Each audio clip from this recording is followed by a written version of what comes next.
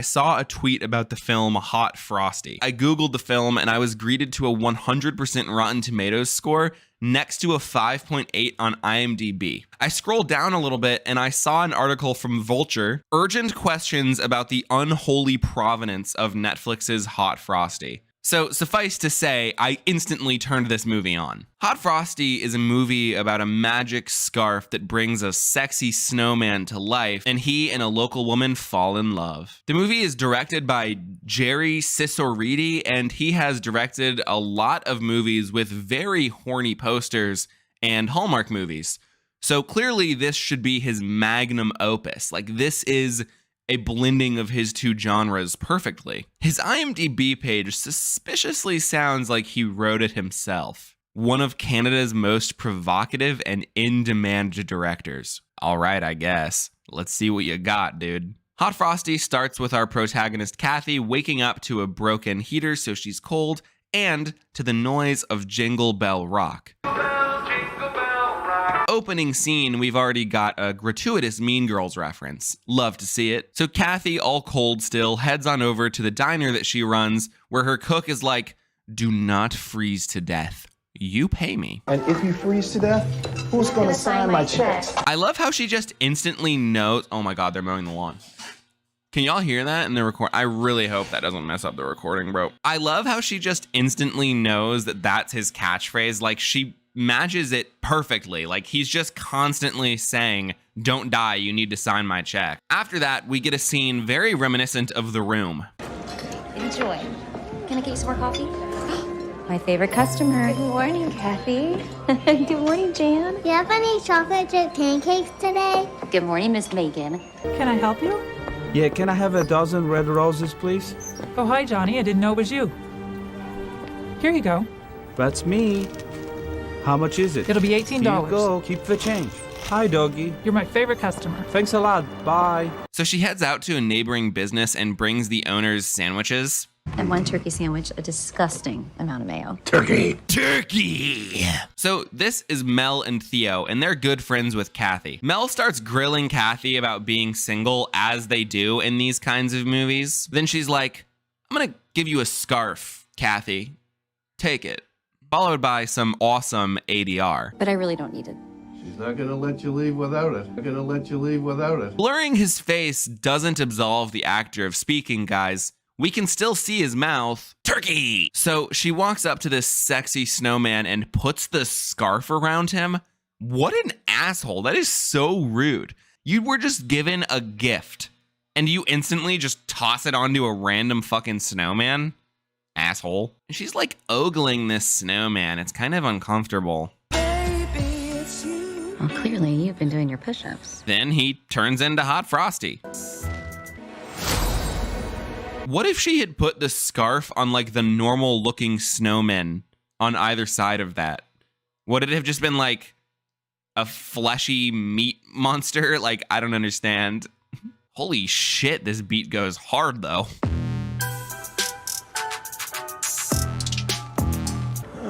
Whoa. Hi there. Let's investigate. What do you mean, let's investigate, dude? It's a guy.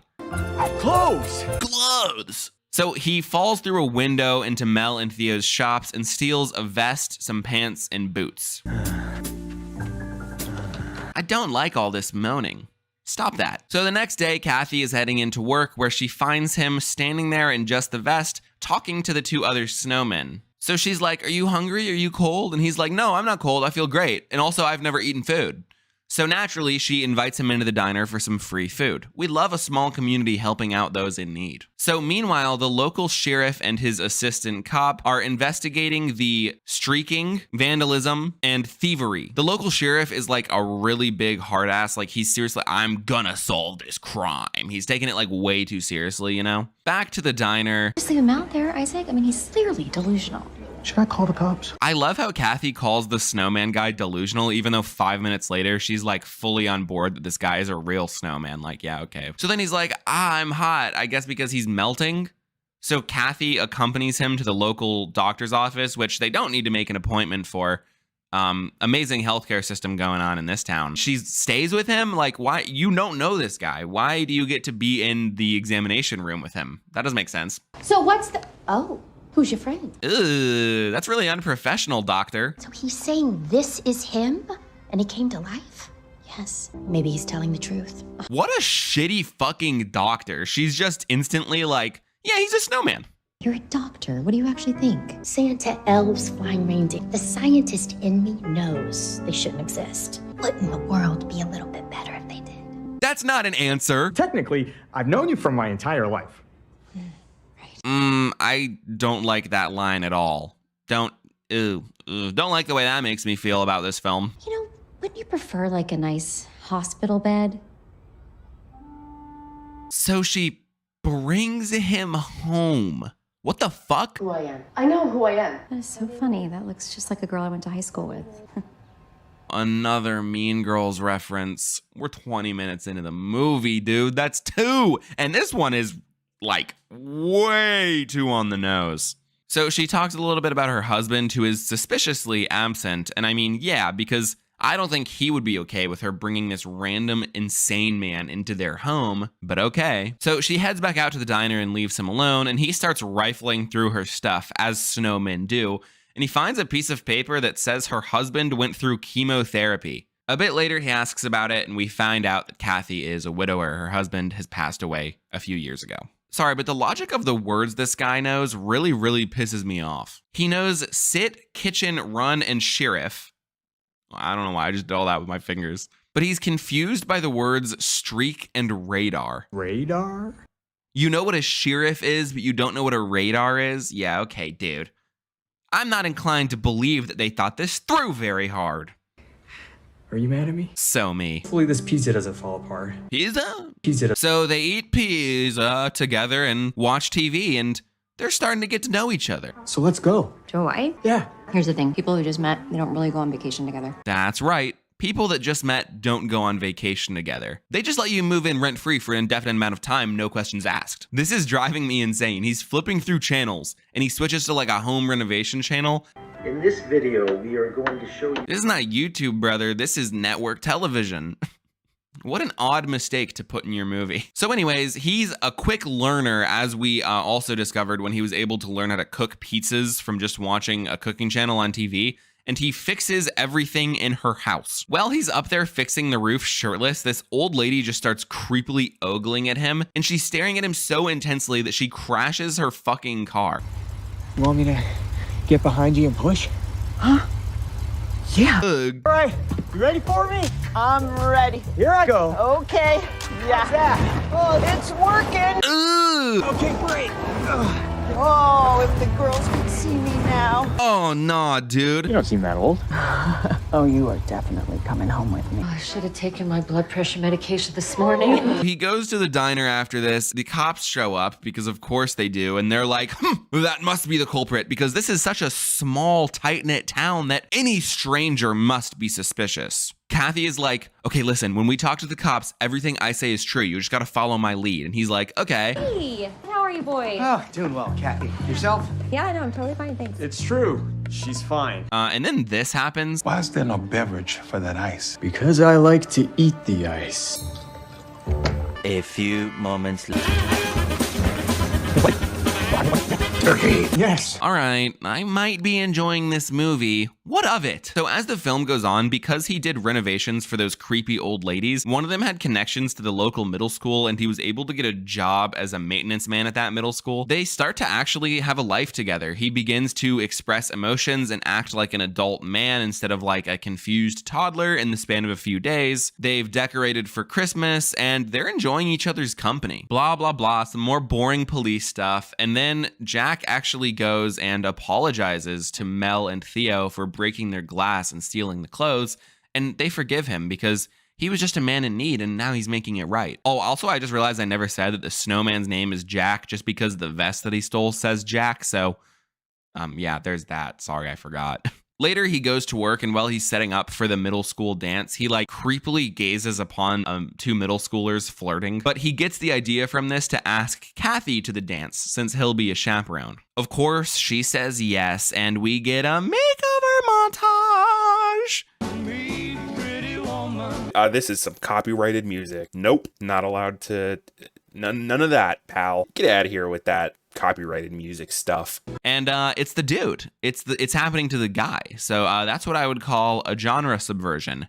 Tick. They attend the dance, have a fun time. Jack helps a kid dance. The same kid that he watched ask the girl out. While this is all happening, the sheriff finds an ATM with a camera directly across the street from Mel and Theo's and extrajudiciously accesses the camera and finds out that it was indeed Jack. So after the dance, Kathy is hosting a Christmas party at her diner where most of the town is in attendance, and the sheriff walks in to arrest Jack. I got footage of you naked in the streets, amigo.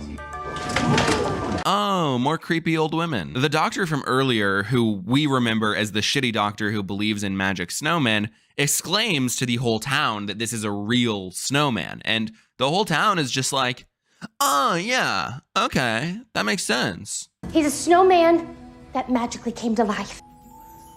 Kathy, rightfully so, is like, you guys just instantly believe that? It's Christmas. It's Christmas. Man, that sweet's just gotta be magic. Yeah. The entire room of people, basically this entire town, starts cheering when she jumps on the bandwagon and admits that it has to be a magical snowman. The lead poisoning in this town must be off the charts. What is in their water? In the police station, the sheriff finds out that Jack has no fingerprints or name because he's a magic snowman that has come to life, and he deems that he's a sleeper agent and sets the bail really high. Kathy still says that she'll go get it from the safe at her restaurant, but isn't able to come up with enough. She rushes back to the police station with the help of the assistant cop who's like nicer, and they beg with him to let Jack out for what she has. But then the whole town shows up and help pitch in for his full bail. They're short $10 though. Everyone's given all of their cash until one more person steps out, none other than the kid that Jack watched ask a girl out and helped learn how to dance. And it's the sheriff's son. This scene is nice, seeing community come together against its local corrupt police force. I like it. They carry Jack out to the snow while he's melting, and he just lays there, so they presume that he's gone. And he's dead, and everyone is just kind of like, well, I guess that's that. I'm falling in love with you. Kathy, he's gone. Come. Is this a metaphor for, like, police killings, or... Kathy? Oh, no, wait, he's alive, so, okay. Don't have to think that hard about it. Skin's numb, but it also kind of hurts. You're cold. Turned into a real man because of her kiss. Let's fucking go. Kathy starts to learn how to do her own home repairs, and they get a vacation to Hawaii because now they've known each other long enough to where they can do that. So some thoughts. This movie was marketed like it is just too hot and erotic and steamy for Hallmark, so it's not going on there. But it wasn't. There was no, really nothing erotic besides, like, I guess the one scene where he comes to life and he's, like, naked. But, like, that's it. They kiss once. It was probably better than a Hallmark movie, but not by a ton. Like, it had its funny moments and it definitely had some heart, but it was kind of just a Hallmark movie. But I can't say I'm not disappointed. I thought they were going to be and he'd take out his icicle